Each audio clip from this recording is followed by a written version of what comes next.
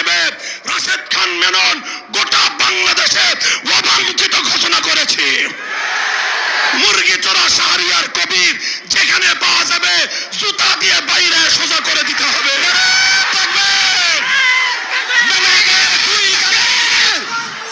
জুতা মারো তালে তালে, শাহরিয়ার কবিরের দুই গালে জুতা মারো তালে তালে।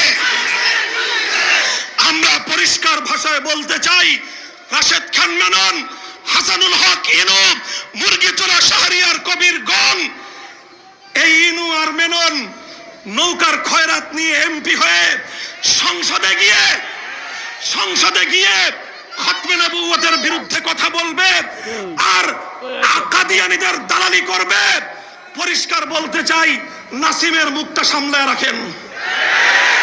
যদি নাসিম আপনার দলের মুখপাত্র হয়ে থাকে আর ওটাই যদি হয় আপনার দলের বক্তব্য, আমরা আগামী 5ই মে শাইখুল ইসলাম আল্লামা শাহ আহমদ শফির ডাকে আবার শাপলা চত্বরে যাব।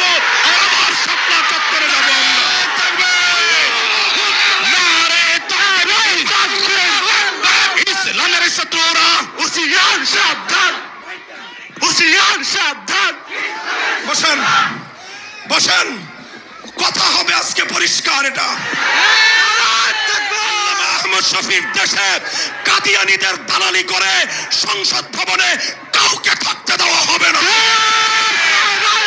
যদি আরেকটা যুদ্ধের প্রয়োজন হয়, আবার শাপলা চত্বরে যেতে কারা কারা প্রস্তুত?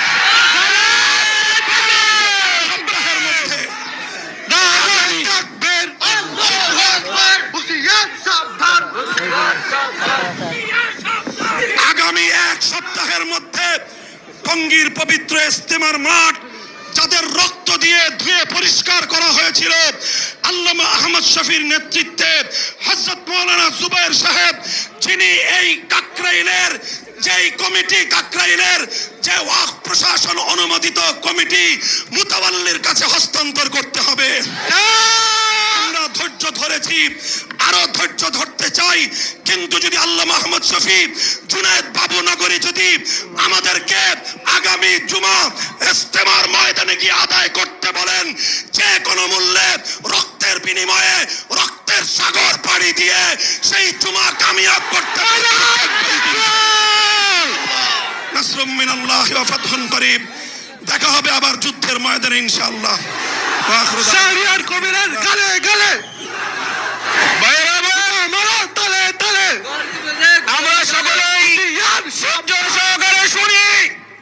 আমাদের উত্তরা টঙ্গী এলাকার উলামায়ে কেরামের পক্ষ থেকে মামুনুল হকের কণ্ঠে কণ্ঠ মিলিয়ে বলতে চাই, উত্তরা এলাকা এবং টঙ্গী বৃহত্তর টঙ্গীর উলামায়ে কেরাম ইনশাআল্লাহ সপ্রাগ্রে নেতৃত্ব দিয়ে টঙ্গীর ময়দানকে নিষেধাজ্ঞা মুক্ত করবেই ইনশাআল্লাহ।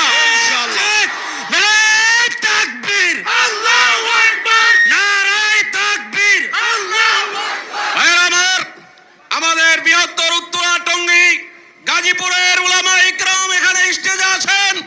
মাওলানা মাসুদুল করিম সাহেব ঘোষণা দিয়েছেন, আমরা বৃহত্তর উত্তরা এলাকার ঘোষণা দিচ্ছি, ইনশাআল্লাহ ডাক আসলে আগামী জুমা আমরা ইনশাআল্লাহ টঙ্গীর ময়দানে পড়ার জন্য কারা কারা প্রস্তুত আছি ইনশাআল্লাহ। সাদিয়ানি মতবাদ, ভাইরা আমার, সাদিয়ানি মতবাদ এই দেশে চলতে দেওয়া হবে না। বাংলাদেশের কোন মসজিদে শাইখুল ইসলামের ঘোষণা হাটহাজারীতে সাদিয়ানি মতবাদের কার্যক্রম নিষিদ্ধ ঘোষণা করা হয়েছে। হাটহাজারী মাদ্রাসা হাটহাজারী নেই, সারা বাংলায় সাদিয়ানি মতবাদ নিষিদ্ধ ঘোষণা করতে